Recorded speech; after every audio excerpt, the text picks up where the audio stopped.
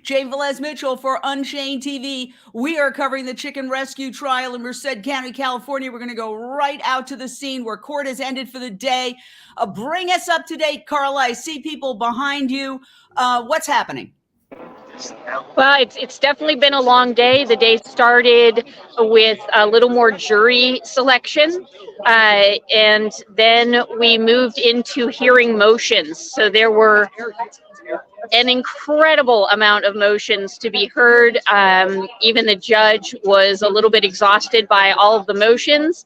And Wayne is behind me, and we're going to be able to travel in the car with the defendants. So you'll be able to ask questions along the way. But that's pretty much it. The day was really just full of lots of motions. Overall, it was pretty good. We lost the motion for the necessity defense, but they did get a lot of motions granted. So it was about 50-50. And Wayne can go over all the specifics of that in just a little bit. Can he talk to us now? Oh, we lost her for a second, but there we go. Wayne. Hey, everybody. Hey, how are you? What was court like today? I saw some ferocious arguments. What did you win? What did you lose? Yeah, I mean, I hate to say this, but we lost probably what I would say is the most important argument. It was probably the hardest argument as well, which is an argument that animals are someone, not something, and therefore the defendants are entitled to argue that their actions were necessary to prevent bodily harm and significant evil to a person. And the judge, unsurprisingly to us, ruled that a chicken is not a quote-unquote person or someone, and therefore the necessity defense doesn't apply.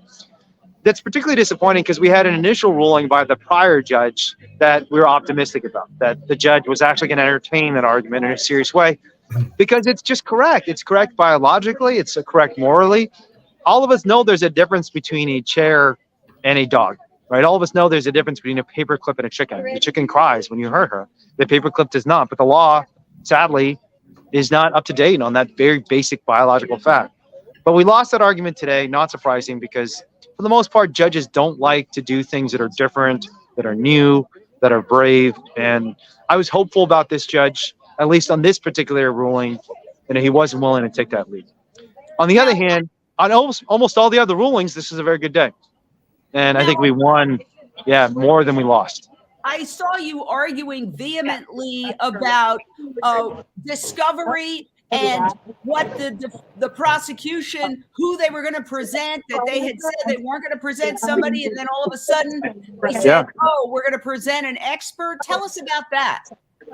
Yeah, so up to this point, the prosecution has said, we're claiming the chickens are worth $20, and the person who's going to testify about this is a regional security supervisor. So they've been saying the chickens are healthy, they're fine, there are no problems, we take care of our chickens. And partly as a result of the motions we filed over the last few weeks, and partly as a result of the discovery we've propounded on the prosecution, meaning the documents we've given them in preparation for trial, even the prosecution is kind of conceding, oh, damn, these chickens were sick.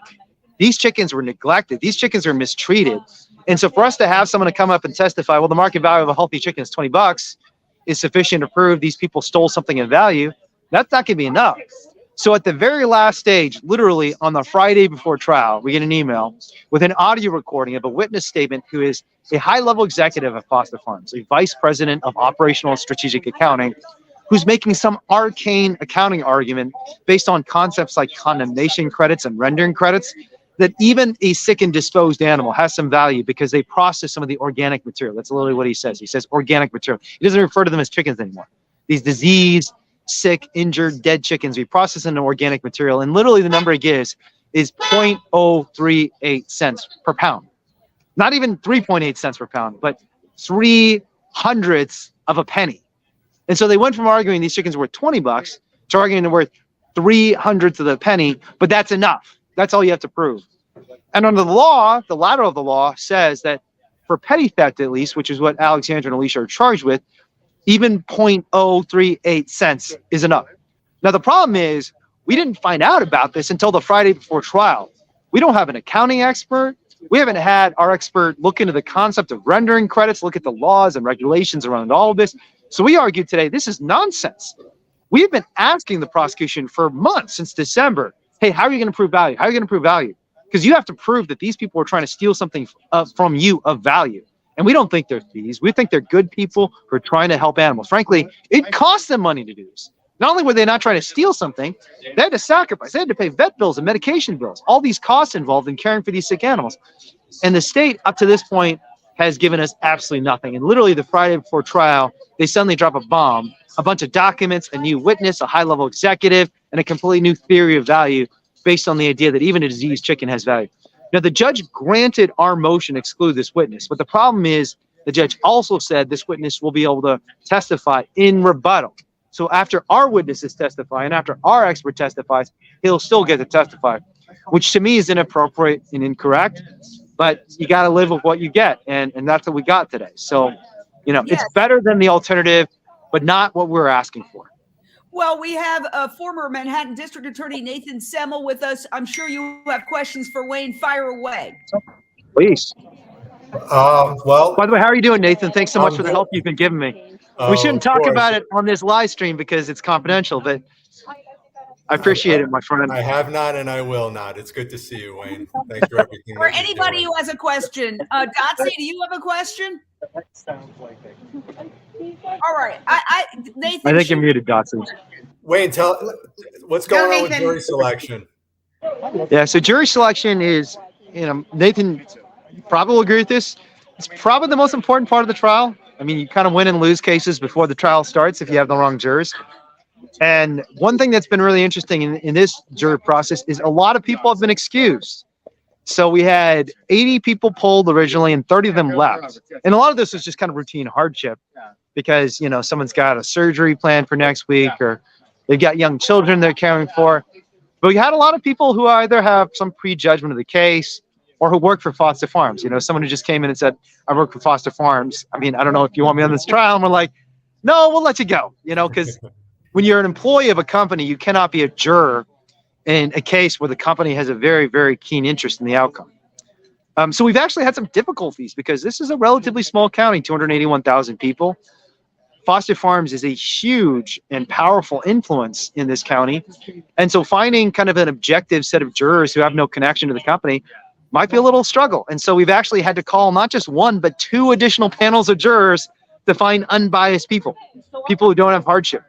But tomorrow what we're going to do is going beyond kind of the initial screening done by the judge. The attorneys will have a chance to ask some questions of the jurors and make sure none of them are trying to hide some sort of bias.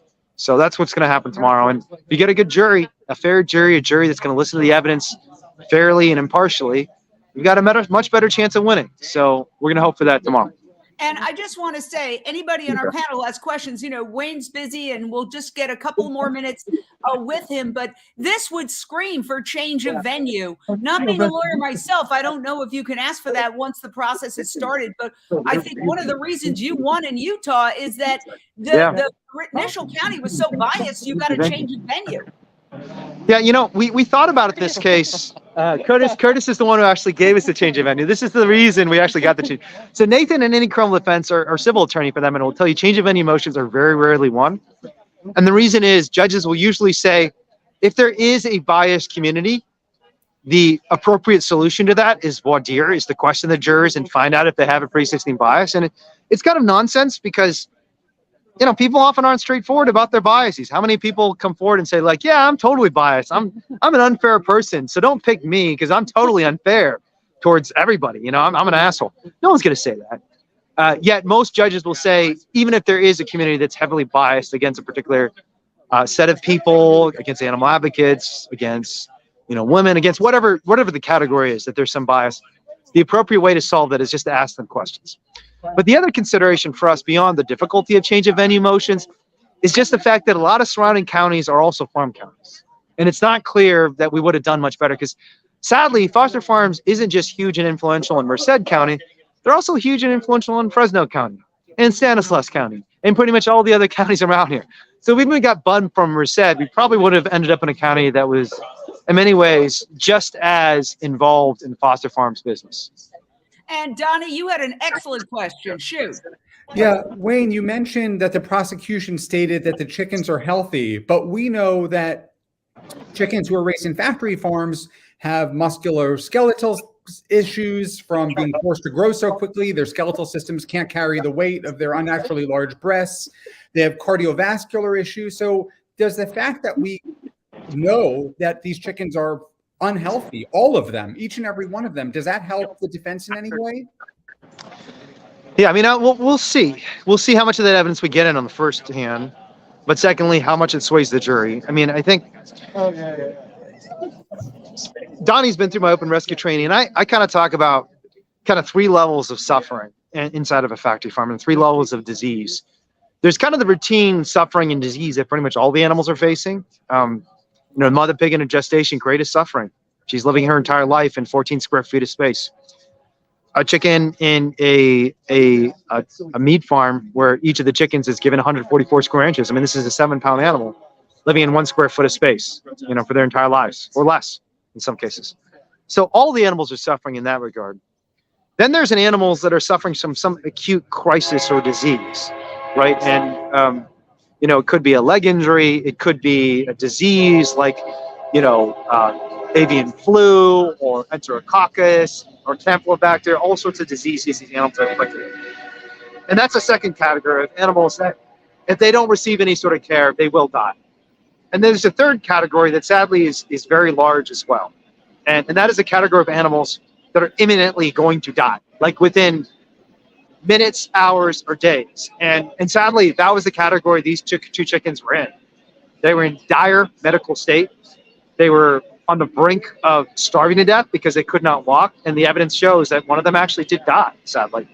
And the idea that Foster Farms is prosecuting these women for taking out a chicken that clearly was so sick that he couldn't even survive a few days later, he couldn't even walk and reach food, is absolutely preposterous. It's one of the reasons when I was angry today in court, it wasn't feigned. I mean, I am genuinely outraged the prosecution is bringing this prosecution against 2 very good, decent human beings.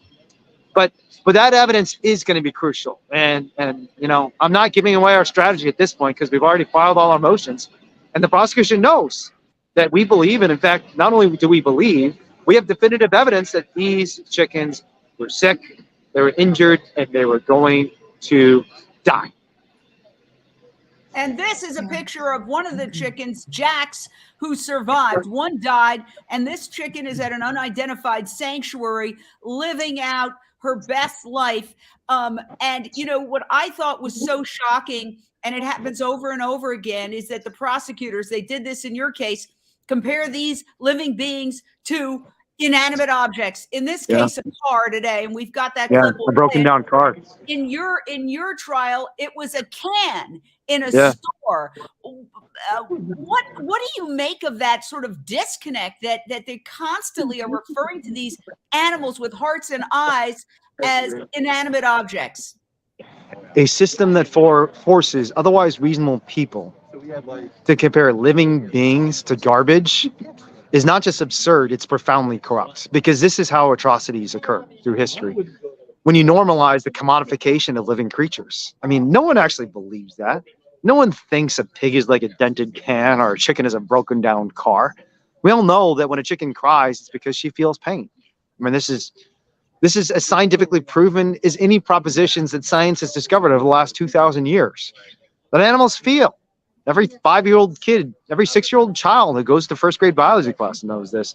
And the idea that our legal system, not just our legal system, but the designated prosecutors, the lawyers for our government that we pay for, our taxpayer dollars are paying for, are the ones inflicting this sort of nonsensical, illogical absurdity on our entire society is one of the reasons we need to have these fights in the court of law. So people can see the district attorney saying, oh, no, it's just like taking a dented can. It's just like taking a broken down car. You can't do that. It's like, no, because a broken down car doesn't cry out in agony when you sever the tire from the car. A dented can doesn't scream in agony when she's taken from her mother and crushed to death on a pile of other dead and decomposing piglets, as happens to piglets all the time at facilities like Smithfield. They're literally buried alive and crushed under a pile of dead bodies because they've been improperly stunned. There is a big difference, an important difference. a moral difference between a dented can or a broken down car and a living creature. And the fact that our legal system is making these absurd, preposterous, factually and scientifically wrong arguments shows why we have to have this argument in court. Because when the public sees these contrasting positions, I think the public will side with us. And that's what happened in Utah. Let's knock on wood and hope that happens in Merced County, California, too. And is that sort of a prelude to your closing arguments? I know you got to go, so I don't want to hold you up. You got to do trial prep and everything else. So we'll follow you as we can. We don't want to hold you up. Last thing we want to do is, inhibit your ability to prepare your defense. So it's so amazing to hear from you. Thank you. Wow, we've got some shots of you in court. Let's get our panel's reaction to what we've been hearing with Wayne Hsiung. Yes, we'll follow you. Thank you all very much. Appreciate all the coverage, and let's all keep fighting the good fight. Okay. Well, let me go to you.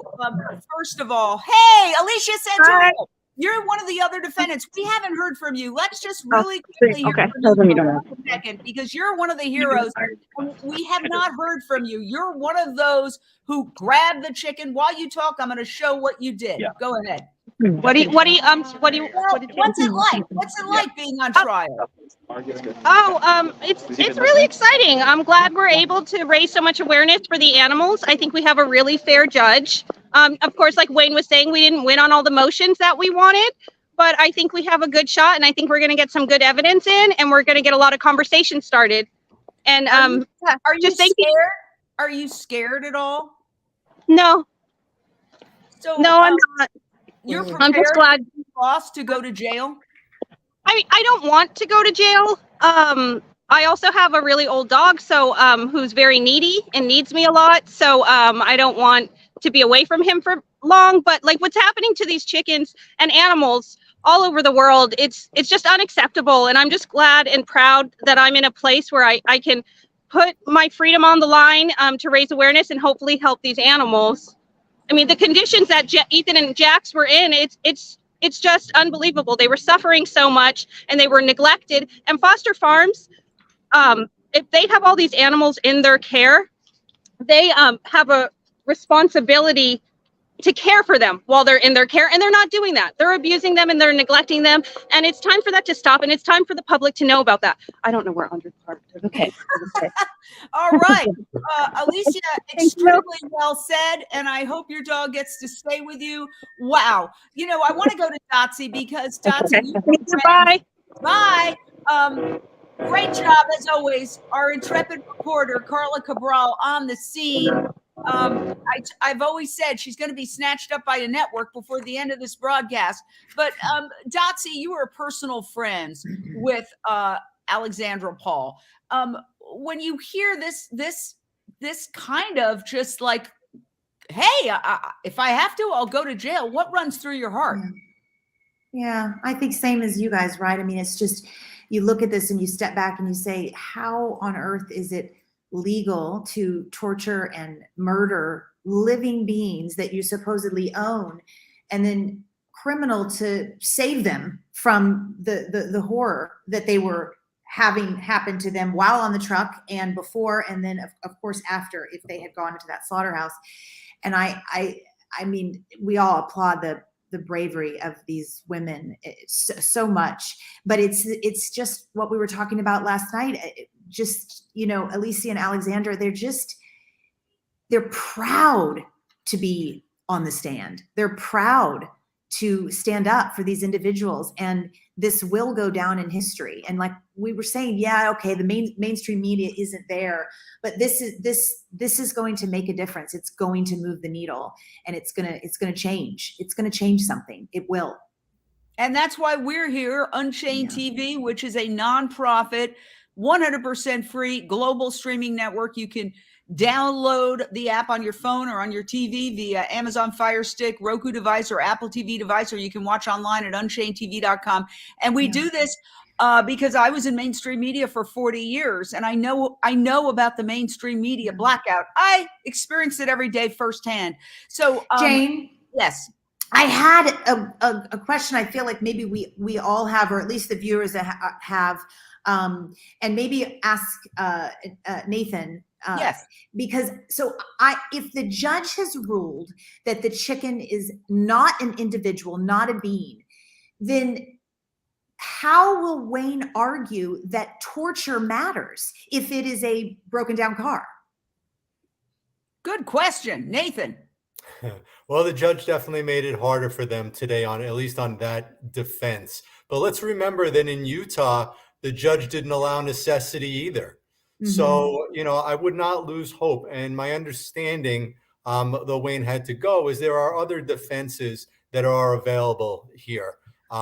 They're still going to be able to argue that, like in Utah, while the prosecution might say that the animals have some market value, I believe that the evidence is going to show that they were actually a financial liability to the company because they were sick, and that they would, if brought to market, they could probably cause more problems for foster farms than if they discarded them.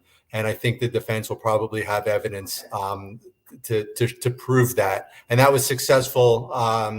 That was successful in Utah. Also, my understanding is that Alicia and Alexandra, relied on their good faith belief that that these particular birds, or probably all the birds, most of the birds coming in from the truck, were so sick and we're not going to get any care. It goes to their state of mind, because remember, at the end of the day, this is a larceny case. This is a theft case. Did they intend to steal? And I would argue, and I imagine the defense is going to, that no, there was no intent to steal. The intent was to rescue. So I think there's still a lot of defenses that are available to them. And what Wayne said is right regarding jury selection and how important it is, because what you're hoping for is that you get at least one juror, and hopefully all of them, who have compassion and who will say, there's no way I'm going to convict these good people. These people aren't thieves. These people are, they're true to their convictions. They believe that, they want to end suffering, and I'm not going to find these people guilty. So I remain confident. It would have been fantastic to get the necessity defense, but I think they'll be okay. All right. Well, I want to talk to everybody about all the legal aspects and the emotional aspects of this. Let's go into court.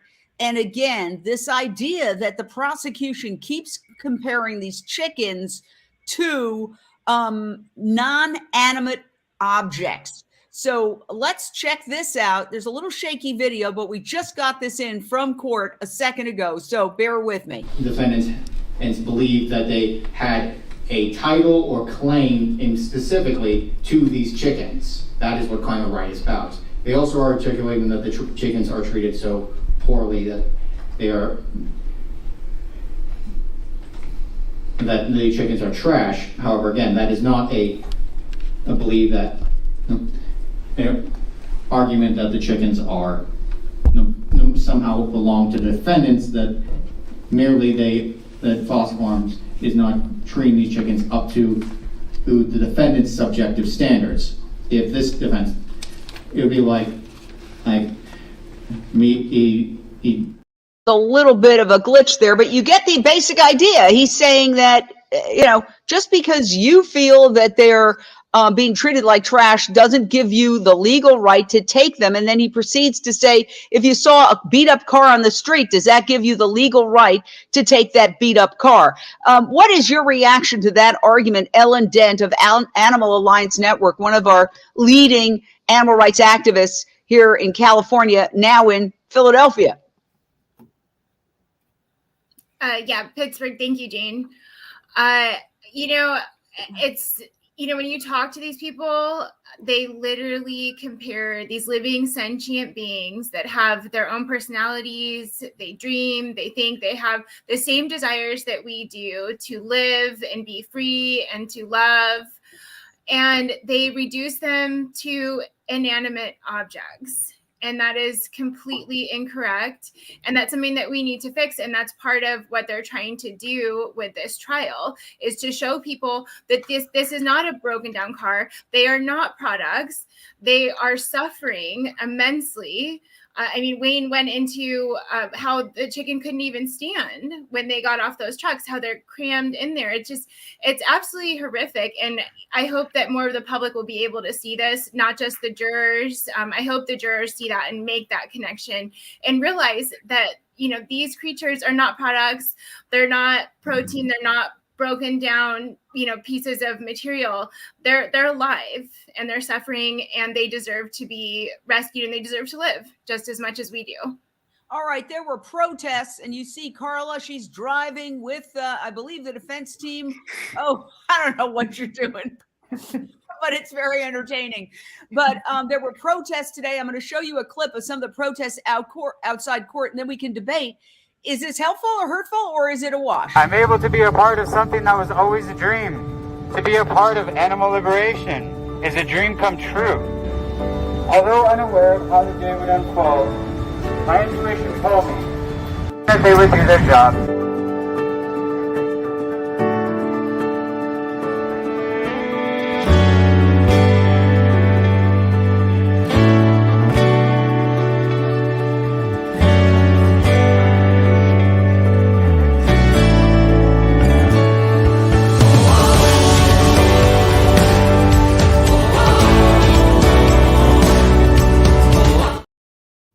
So, Donnie Moss, you've orchestrated many demonstrations. Look how elaborate that was with the chicken costumes and everything. What do you think the impact of that is? DXE always choreographs these very dramatic theatrical protests, and they do get the attention of people who are in the area. It's very impressive. I would think that would be helpful. But I really don't know. I can't comment on that. I do want to make one observation about the jury and chickens, and that is that chickens and fish are, for many people, less relatable than other mammals. And so while we understand that chickens and fish feel pain, just like dogs and cows and pigs, other people might not. And it wasn't so long ago, it was in the late 1960s and early 1970s that Jane Goodall was studying chimpanzees in Tanzania and reporting on her observations, one of which is that they had emotions, and the scientific community ridiculed her and dismissed her findings. That's in our lifetime. And so we still have a long way to go to educate the public about the sentience of animals, and that all animals feel pain just like us. So well said. And who was it? Descartes, who said that animals don't feel anything and would nail them to a wall and torture them and thought their screams were just involuntary. I mean, this is medieval. I'm sorry. It's medieval. And yet we're supposed to consider this the logical, evolved argument as opposed to the emotional argument. And the fact that people get emotional has always been used. It was used against the suffragettes, hysterical women. And so the fact that people feel and have compassion has always been used historically to denigrate a group of people who are trying to become more compassionate, which is what this trial is all about. I want to go back out to Carla Cabral, and I have no idea where you are right now driving from the scene, but what's going on? Is there going to be another protest tonight? Bring us up to date. We've been doing a lot the last few days, and so tonight is just going to be a little bit of catch-up time for all the activists who are here and planning for the next few days, especially now given the fact that we know that this is going to go well into next week. The judge added to their calendar that we're going to be here for the rest of this week and then start bright and early Monday morning to continue the trial. And we don't know how long it's going to take. I will say it was interesting today, one of the motions that was heard, the people were trying to exclude character witnesses for Alexandra because, she's going to call several character witnesses, and those character witnesses are well-known, famous individuals, and the people thought, you know, they even said, "Oh, this is going to turn into a three-ring circus." But the judge denied that motion to exclude character witnesses. So we take that as a win, and we really want to take tonight to get ourselves put together and ready for the rest of this trial. And I don't want to do anything. The last thing I want to do is hurt the defense in any way. Is it public who these character witnesses are going to be, or is that top secret? And that's to you, Carla. Sorry, there was I apologize. There was a call coming in on my phone and everything was muted that you said, Jane. I have no idea what you said. I apologize. If you can repeat. No worries. Are these celebrities that are going to testify as character witnesses public, or is it a top secret who the identities are? We're going to get you unmuted if it's the last thing. Yeah, no. I think I caught that you wanted to know if they were public, right? Did you wanted to know if the character witnesses were public? Yeah. As far as I know, those that were listed were Daphne Zuniga, Daryl Hannah, and Dottie Bosch right here. Okay. Well, thank you. We're going to come back to you in a second. And again, we'll see where you end up. Dotsie, I know you're in a foreign country. This is a very glamorous and mysterious group. I don't know where anybody is, but Dotsie, you're in a foreign country somewhere having a glamorous lifestyle, as an Olympian always should. You said you were willing to go, but yeah, you're not going to go. No, I will if I haven't been the official ask. So if it happens, I'm on a plane. Oh, okay. I like that. All right. So let's talk a little bit about some of the other things that came up during the trial today. I want to play a clip of Wayne in a rather heated argument, basically saying that the prosecution is pulling a fast one when it comes to, there's something called discovery. You're supposed to tell the other side what you're going to do, who you're going to call, blah, blah, blah.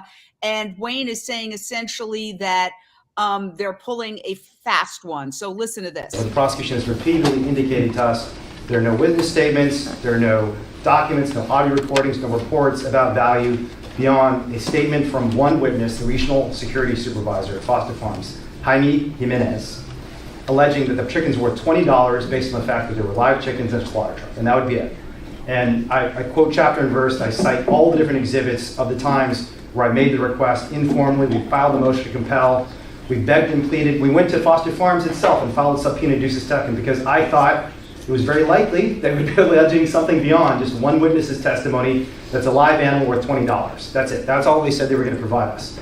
And then just a couple days ago, on March 5th, we get an email, or March 2nd, I should say, we get an email saying there's an initial audio recording. We can't provide it to you electronically, so we'll send it to you physically. We just received the CD-ROM of this audio recording yesterday night. A new report filed, I think on March 1st, indicating that the witness would not actually be Jaime Jimenez. It would be an expert witness, an expert in accounting and operational strategic accountant at Foster Farms, using completely alien terminology, documents and charts that are completely unintelligible to us and that we have not been able to review or even give to our expert at the very last stage of trial. And so I believe this is a violation of the court's order to compel documents on February 21st. Maybe more importantly, I think this is a violation of Penal Code 1054.1, which requires the prosecution to quote, disclose, quote, written or recorded statements of witnesses within 30 days. Wow. Okay. Translate for us, Nathan. What is he saying in plain English? Every state has discovery and notice requirements that the prosecution and the defense have to abide by. And I practice in New York, but it sounds like in California, there are 30-day rules, and that is to protect the rights of the accused and to allow them to prepare for trial. So on the eve of trial, for the prosecution to change its lineup and not only call a different witness, but a witness who is actually an expert witness, really is out of bounds. I mean, it would take really an exceptional circumstance to allow that kind of, that kind of play by the prosecution. I mean, expert witnesses have every state, handles expert witnesses differently than lay people witnesses because they have unique set of expertise, knowledge about particular topics. So that allows the other side to consult an expert themselves, to possibly call them as a witness, to prepare to rebut any evidence that might come in. So so Wayne made all the right arguments, and it sounds to me like it was a no-brainer, and the judge did the right thing by not allowing the new expert witness to testify. Okay, so let's go back to the essence of this case. Prior to the two women going and taking the chickens from the slaughter truck, which they call an open rescue and the prosecutors claim is a crime that could land them in jail for 6 months, Direct Action Everywhere did an undercover investigation of the Foster Farm slaughterhouse with infrared cameras and showed some pretty horrific stuff. In fact, the New York Times did an article about it, and I'm going to show you the article very briefly. This is an opinion piece where the writer concluded rescuing farm animals from cruelty should be legal. And what the New York Times said that was shown is as follows, namely that the infrared cameras caught, let me remove your name there. Yes, the infrared cameras that can see in the dark. The DXC activists captured video showing a production line moving too quickly, about 140 chickens killed every minute on each of the 4 slaughtering lines in Livingston, which is where this is all happening in Merced County, which is in Northern California, to offer any kind of humane death for the animals. Live birds are seen thrown, crushed, left for dead, and suffocated under piles of dead birds. Some are not properly stunned before they're killed. And while the DXE footage doesn't show this, inspectors working for the USDA, the Department of Agriculture, have reported seeing evidence that birds at the Livingston facility had been dunked alive in boiling water.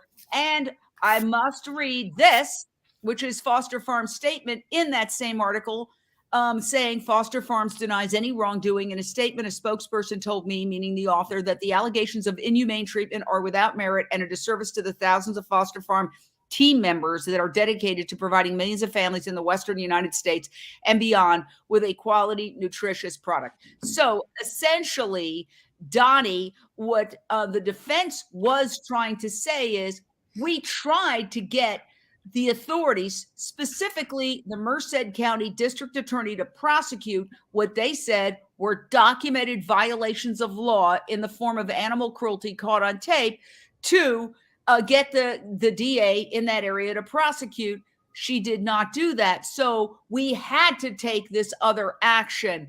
But apparently that's not, this necessity defense is not going to be allowed in. Is that your understanding, Donnie? And what are your thoughts on that? Yeah, that are my, I would agree with that analysis. Here's the thing. There are anti-cruelty statutes in the state of California which prohibit cruelty to animals, but everything that happens inside of a factory farm is inherently cruel and violates the state's own statute. And so if the state were to send in investigators, by definition, what they're looking at is in violation of the law. So I can't even wrap my brain around how they would do that. The chickens in a factory farm have their beaks seared off with a hot blade. They live in warehouses with no windows and don't have any exposure to the outdoors, no access. They're stripped of the ability to do anything that comes naturally to them. Their breasts grow to be many times larger than what they would be if they, were wild chickens, and they collapse under the weight of those breasts and end up being, their skin is destroyed by the feces that they're living in toward the ends of their lives. This is standard operating practices inside of a factory farm. So the whole system is broken, and that's what DXE is trying to do. They're trying to dismantle an entire system that is inherently inhumane and shouldn't exist. So, by the way, we invite Foster Farms on anytime. We would love to dialogue with them. Yes, we read their statement to the New York Times, but we invite them on anytime. I'm sure everybody here would like to dialogue with them. So let's go back to what happened. Let's go back to essentially what happened when these two women decided to take an action that is now resulting in a criminal trial. Hi, Unchained. It's Alexandra. Thank you so much for being here and covering the trial. We really appreciate it.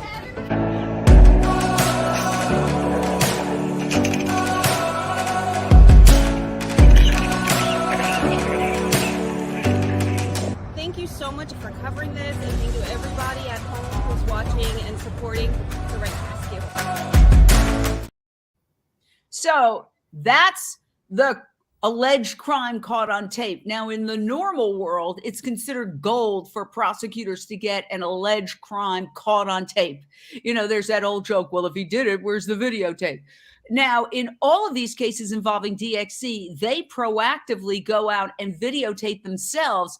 In the previous case, Wayne, who is representing Alexandra Paul, is a constitutional law professor who represented himself in a trial that just ended in Utah, where he went with not just any cameras, with three-dimensional cameras that captured a 360-degree view of the entire thing, and they videotaped themselves. And what they saw inside the Smithfield farm was so upsetting in terms of how these animals are treated, the pigs in that case, that the judge said, no, you can't show any of this. It would upset the jurors and they'd make an emotional decision.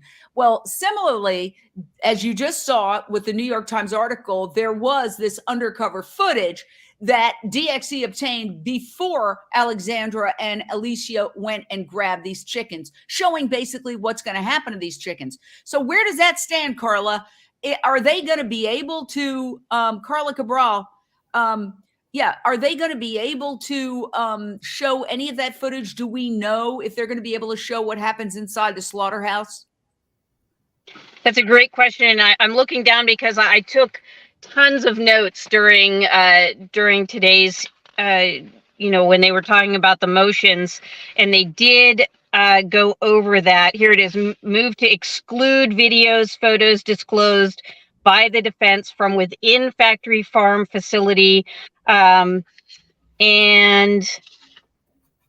it looks like there were quite a few motions that the judge didn't make a firm ruling on. It was going to be during the trial itself. When these issues come up, then a ruling would be made. So there's no firm ruling on this as of right now. Some of them were definitely denied, some were granted, and this is one I believe that fell in the middle, where they will be able to bring this up during the trial, and the judge will rule at that time. Wow. Excellent explanation. So Nathan, what do you make of that? I mean, are they going to, I think this could drag on. By the way, this is a misdemeanor. I mean, I've never heard of a jury trial for a misdemeanor. I know it happens, but it's very rare. I think this could go on for a couple of weeks. Nathan. Yeah, it's possible. It's hard to say. It depends on how fast jury selection goes. I think once it gets going, I think it'll probably be, I would say probably less than a week, although I think it's based upon what we heard last night from Alexandra on your show. It's a very good chance that the two accused will be testifying. So that'll add some time to it. Yeah, but in terms of this whole argument, will they be able to show the video? What's going to happen in court? Like, how is that going to play out? Yeah, I mean, like Carla just said, we're going to have to, I guess, wait to see what the judge rules. That's very frustrating as an attorney to not know that in advance, because you will often tailor your case, your arguments around that, and even jury selection. You want to be able to reference sometimes what you have, or if you don't have it in your arsenal, you want to sort of cushion the blow a little bit when you're doing voir dire. So, but you got to play the hand that's dealt you. The video is important. The video is important because we know about the horrors that happen inside these factory farms. Donnie just laid it out. But Alexandra and Alicia didn't just know about it; they saw it. And why does that matter so much? Because it goes to their state of mind. Because what is this case about? It's about, is it the intent to steal or is it the intent to rescue? And if you know and you've seen those horrors, how could it be anything but a rescue? So this ruling is crucial. I have to say, and I'll throw this to anybody, it kind of, this whole case kind of makes me feel like a bit of a coward. I've been in covering this as a journalist, animal activism, for, you know, a couple of decades now. I wish I had started sooner, but I did wake up halfway through my journalistic career and started making a nuisance of myself in the newsroom, you know, refusing to cover like rodeos as a lively, fun kicker story and things like that. But, you know, it occurs to me that this could inspire other people to go out and get arrested.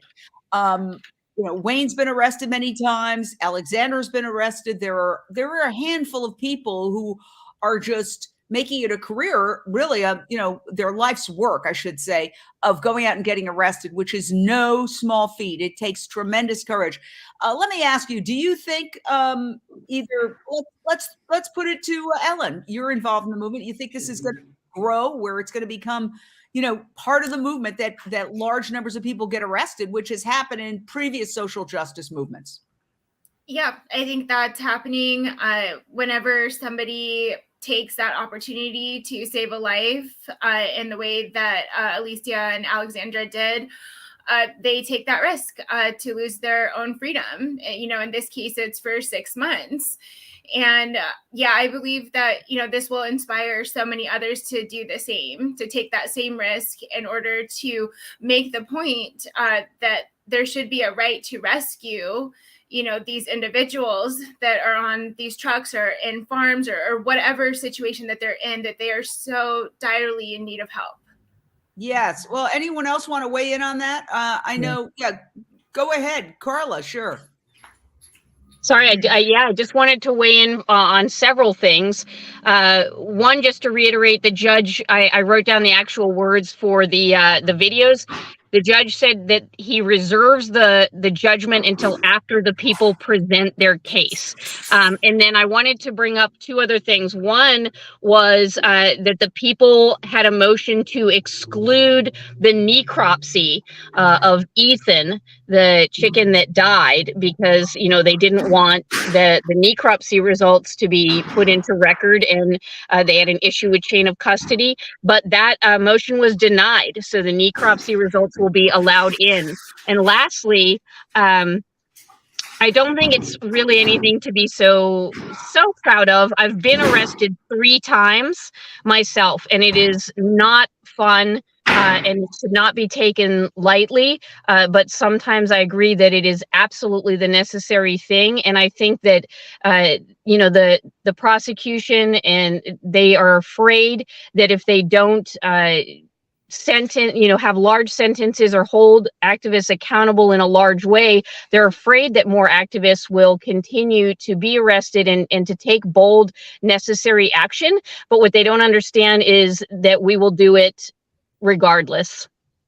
In fact, it might inspire more people to do it. Do you think this entire case, Dotsie Bausch, Olympian who does a podcast with one of the defendants, Alexandra Paul, could backfire in terms of if the point is for the animal agriculture industry to pressure people to just go home and leave this industry alone? No, I don't see that at all. The activists are too strong. They're too committed. And they're on the right side of history. I can't see that being the case. Something else I wanted to, I guess it's Nathan's in the hot seat. Alexandra had told me that the original judge who is COVID that we know, who's actually a commissioner named Foster, by the way, that judge had ordered, that commissioner had ordered for the records, the health records on the flock. Will this new judge, do we know if this new judge is pressing to see those too? Because that seems like it could be a little bit of a game changer if those are released. Nathan? Yeah, I mean, I'm not familiar with that in this case, but if there's been a prior ruling, it doesn't really matter who the judge was. I mean, that happens a lot in cases, is the case moves from judge to judge until it finally has a landing spot for trial. So whatever's been ruled on previously should still hold. So, and the fact that the necropsy report is going to come in, which is terrific, leads me to believe that that prior ruling probably did happen and will stand. And Donnie, you had made the point that, all of these animals are so sick. So I don't think the necropsy ruling will reveal anything, great about the condition of this animal, considering that the animal died after being rescued. Do you think that's going to have an impact on the jurors, or, are they like, well, I had chicken for lunch, who cares? Well, it's difficult to answer that question, Jane. I mean, here's the thing. When we talk about the health records of this particular flock, I would be surprised if that exists, because as I mentioned in last night's talk, you've got thousands upon thousands of chickens in each warehouse, and the workers are grabbing them indiscriminately and throwing them into crates and loading them onto trucks. So I don't know how they would be able to determine and also it's not like there are veterinarians who are examining each of these chickens. So I don't even know what health records would look like. Of course, health records should exist for every animal, human or non-human, right? I just can't see how they would exist for a flock on a particular truck. That part's confusing to me. I also want to make one other point. With regard to the animal rights movement and how we rescue animals. I mean, in years past, it was sort of conventional wisdom that activists should disguise themselves. They should do undercover operations, because if they show their faces and get arrested, then how are they going to be able to help more animals if they're in jail? But DXE sort of changed the public, the narrative about that, because they say by showing our faces, we're saying we're proud of what we're doing something we should be doing. And by inviting these prosecutions, by provoking these prosecutions, they're forcing a discourse into the public domain into the mainstream public that might not have happened if we all continue to wear, masks over our face and look like we're doing something wrong. These, Alexandra and Alicia don't look like they're doing something wrong. They look like they're rescuing individuals who are in need. So the movement has changed in that regard, and sort of what we're seeing is historic. Yes, let's check Alexandra and Wayne as they took a break during court today and came out and spoke. Are you guys going to give us an update? Is he? Well, we just had a very intense argument about whether animals are someone or something, and the prosecution argued that there's no difference between a chicken and a chair, and we all know the truth, which is that a chicken can feel, a chicken can cry, a chicken can die. That's not true of a chair. And the legal system, sadly, in many cases has fallen behind the recognition that even the California legislature, I mean, the very statute the prosecution cited today, 597.7, says that animals are living beings who deserve protection. They are not just chairs and things for us to destroy. In fact, if there's an animal hurt in a truck, you should have the right to help them. And so I thought the statute they cited proved our point, which is under the doctrine of necessity would envision someone, our legislature, our courts, and certainly everyday people all understand that animals are someone, not something. And this is an incredibly important argument that could have immense ramifications for this trial, and not just this trial, but animal law across the world. And, I just hope the judge makes the right choice. Yeah. Judges often will make decisions on the basis of the interests of their county, the interest of an influential party in their county, and certainly Foster Farms, one of the wealthiest corporations in Merced County, doesn't want the public to recognize and the law to recognize that animals are persons and not things. But good judges make decisions based on principle and based on the law. And I'm optimistic and hopeful this judge will do that. But it's hard. It's hard because his job depends, the judges of the Superior Court of Merced County, their jobs depend in part on Foster Farms. That's just the hard, vast truth of this. So, and I'm not even saying it's Judges will make outright explicit corrupt decisions, but it's hard to make a decision pursuant to principle when you know it's in the interest of your future electoral success, your future personal and professional success. It's hard to make a decision in contradiction to those things, even if the law and the principles that we should be standing by tell you have to make that decision. So we'll see what the judge decides, but we'll see. Thank you. I'm very sad that the law supposedly hasn't up until maybe now included animals.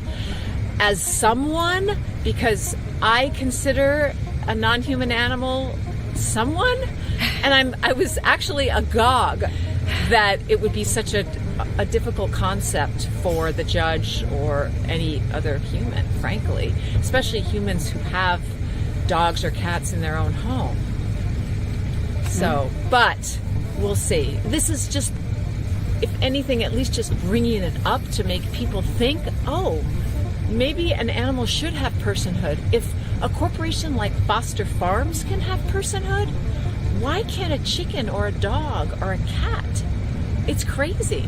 Yeah. All right. Thank you. Yeah, she makes such a good point that corporations have personhood.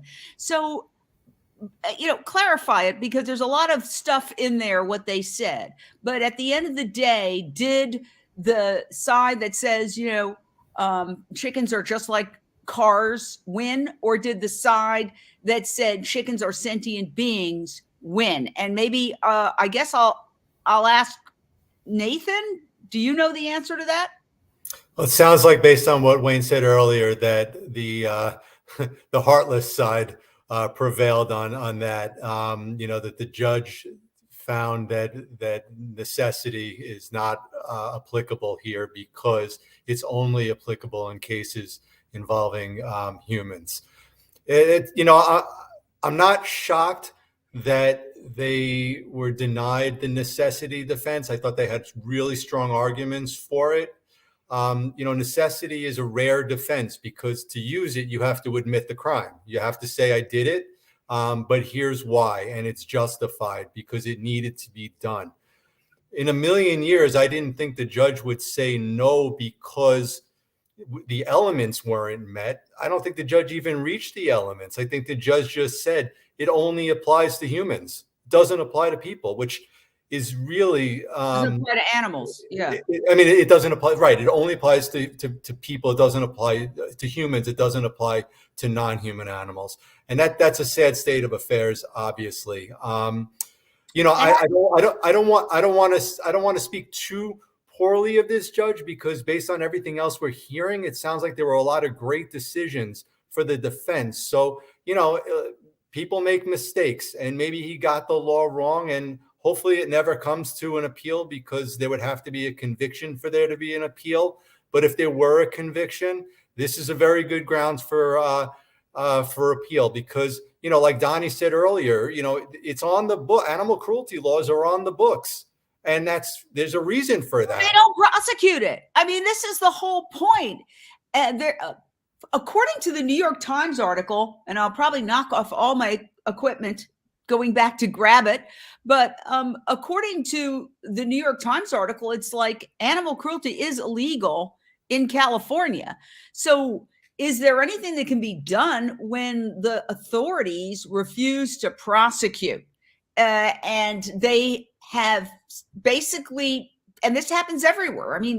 All across the country and indeed the world, animal activists are constantly presenting evidence of animal cruelty, chickens being boiled alive, being thrown on dead piles while they're still alive, etc. And there's never a prosecution by the prosecutors. And there's that. And there's also the issue of, habeas corpus. Do these animals ever get their day in court? We know, Donnie Moss, that the Non-Human Rights Project has been going for years trying to get a habeas corpus, certain basic human rights for an elephant, for a primate, and still it doesn't happen. So where are we in this battle for animal rights, Donnie? So the Non-Human Rights Project has been arguing that Happy, an elephant at the Bronx Zoo who has been held captive on a 1 acre patch of dirt for decades, most of that time by herself, should have the right to bodily liberty, habeas corpus, which would enable her to be relocated to a sanctuary where she would be able to be with other elephants. They're social animals, they're herd animals, they're intelligent. In the wild, they will travel long distances each day. And so the Non-Human Rights Project is trying to establish a personhood via this habeas corpus argument. And that could potentially affect other animals like chickens, who people don't regard as intelligent. And so it's, I guess the point here is that we can't get the judicial system to recognize an elephant, who I think we can all agree, people who don't know about animals know that elephants are highly intelligent. Then I guess we have a long way to go legally in establishing personhood for an animal like a chicken. But, these are all spokes in the wheel strategies that are being used by Direct Action Everywhere and the Non-Human Rights Project are critical to the movement, as are the street theater and the protests, the rescues, all of it. We're all spokes in the wheel here. Talking about this of prosecutors constantly comparing animals to inanimate objects. Let's go back to Wayne's trial, where he rescued some pigs from the Smithville factory and videotaped himself, and the courts wouldn't allow the jurors to see that because it was so emotional that they thought they'd make an emotional decision. Let's hear that prosecutor's closing argument comparing pigs to a can. Analyze for just a moment the reasoning being demonstrated here tonight. I think it's clear that the pigs were stolen, they were taken, and they were not returned. In fact, Mr. Shum stated he didn't want to return. That's that. Imagine the use of the word rescue in some other context. Suppose you were in the grocery store and you saw a can with dents in it, and you thought to yourself, oh my goodness, that can has a dent. It has the potential of going bad. I better rescue that can, put it in my purse, take it out of the store. Or imagine. I mean, that did not work, Dotsie Bausch. That backfired. Your thoughts? That's just the stupidest thing I've ever heard anyone say, ever. I know it's probably too late. It is too late in this trial because they've kicked out necessity. But we've all discussed that people have a really difficult time connecting with non-mammalian animals. Is there a world where Jax or another chicken could be brought into the courtroom? Because every one of us that have experienced them on Sanctuary know the wide variety of personality traits and feelings and experiences that these birds have. Has that happened ever? And I just can't imagine meeting Jax or any of them, the judge meeting and not having an experience like we've all had. I love that idea. I love that idea. I mean, Carla, you're nodding your head. Weigh in. I mean, listen, they brought a lot of things into court. They've done a lot of demonstrations in the courtroom in previous trials. I've seen it myself covering criminal trials. Carla, you need to unmute yourself. Okay. I got it. Sorry, I kept pressing the button and it wouldn't go. I'm just Dotsie. I had the exact same thought. I thought to myself, can we bring Jax in? Can we put Jax on the stand, or is there some other way? It would be amazing if we had a live feed, in a way that wouldn't give away the location, and you could see Jax and you could see how happy he is and what a personality he has, and that he is his own individual. If there was some way that we could show the jury this incredible being and how they live today, only thanks to the brave actions of Alexandra and Alicia. I thought it would be amazing, and it might go a long way to making an incredible impact on the case. I thought the same thing, and I do want to say that when it came to the necessity defense, and I'll let the lawyers weigh in on this, I made a note. The judge actually said that with the necessity defense, it came down to whether it was a danger to the public. And so there was a lot of discussion about that aspect of it. And the judge actually quoted from the defense about like Alicia's background and actions that were taken, and that there was nothing in there about there being anything to do with a danger to the public health. And that was ultimately what he cited as being his reason to deny that. Wait, I don't get it. I mean, we're in the midst of an avian flu that, you know, news reports are saying could be jumping from animals to humans. Millions of birds have been killed in a horrific way. Ellen Dent, that's something that's being ignored here, is that there is a threat to humanity, what we're doing to animals, you know, climate change, habitat destruction, avian flu, etc. Yeah, it's absolutely ridiculous that we're ignoring, you know, even those facts that will affect our whole species. You know, if they don't care about other animals, do they not care about human animals? I mean, they need to think about the repercussions of factory farming, of treating other sentient beings this way, and what can become of that. Like the next pandemic could happen in a factory farm or on a slaughterhouse truck, and somebody could get close to these animals in close proximity, or possibly even eat their flesh and contract a virus. And Wow. so I think it's absolutely ridiculous. And you bring in climate change into that. I mean, the number one thing that anybody can do to help prevent climate change is to stop eating other animals and their secretions, to stop being a part of this system that is destroying everything. Their lives, our planet, our lives, everything is being destroyed. So we're at our hour mark. We're going to wrap it up. We'll be back tomorrow. We'll continue to follow this trial. I think maybe we should go live at 4:30. What do you think, Carla? So we can catch the end of the day. It feels like they end right around 4:30. So we'll go live tomorrow at 4:30. That's Thursday, 4:30 p.m. Pacific, which is 7:30 p.m. Eastern. So we do hope you follow our coverage. It's very important to share this out so other people can see it, because there is not a lot of mainstream media coverage of this trial. And I just want to clarify that, Carla, before we go. Yesterday, you said there was, you didn't see any mainstream media there. We are the only ones going live as media on this trial, which is why I urge you to please support and download the Unchained TV app. It is free. We are a nonprofit. You can download it for free on your phone. It takes 10 seconds. Just go to your app store, or you can download it on your TV via your Apple TV device, your Roku device, or your Amazon Fire Stick, soon to be on all Samsung TVs. So yes, were there any mainstream media today, Carla? Last question. Nope, not a soul. Nobody. Through the whole thing, nothing. And, you know, it's so outrageous when it's not a boring story.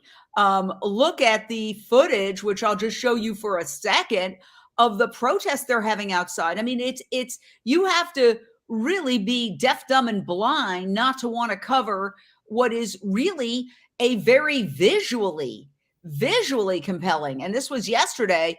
Oh no, this was actually, they're similar cases. They're similar images. This was yesterday, but there was a similar protest today. Extraordinarily visual. And mind you, this is in Blue California. Blue California not covering this. And we forget that America's largest dairy state is California, having eclipsed Wisconsin quite a while ago. So this is a very agricultural state.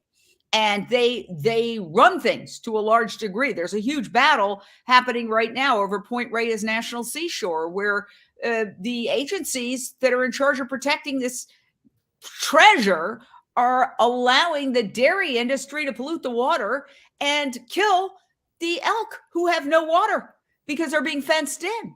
And the dairy industry doesn't bring in as much money as the tourism industry there. And still, the agencies of government side with the dairy industry.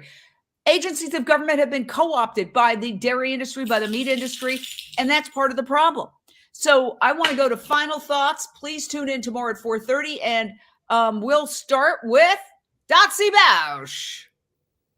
Well, just going off what you were saying, it's always follow the dollar every single time. The media is not there because their sister, their cousin, their husband works at Foster Farms. It sounds like they run that entire town.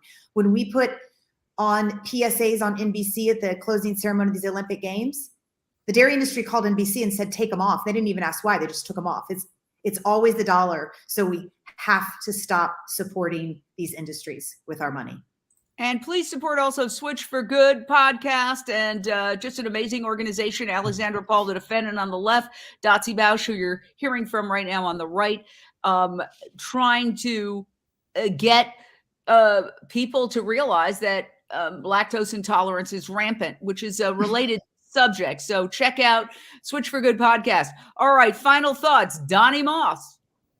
Yeah, when Chick-fil-A opened a restaurant in Midtown Manhattan a few years ago, the lines for this restaurant were down the block, and it was so disheartening. And in that moment that I walked by, I thought to myself, if I only had a chicken right now, a live chicken who I could give to the people who are standing in line and let them touch and feel and experience the chicken and the chicken's emotions, then maybe, just maybe, a few people would get out of line. And so I can't help but wonder what would happen if Jack's was given to the jurors, and and the jurors had the chance to experience Jack's, and they might disagree with the assertion that they'll never hear that that Jack's is not someone, but is something. Well, you know what? I think stunts in the courtroom, if you want to call it a stunt, are great.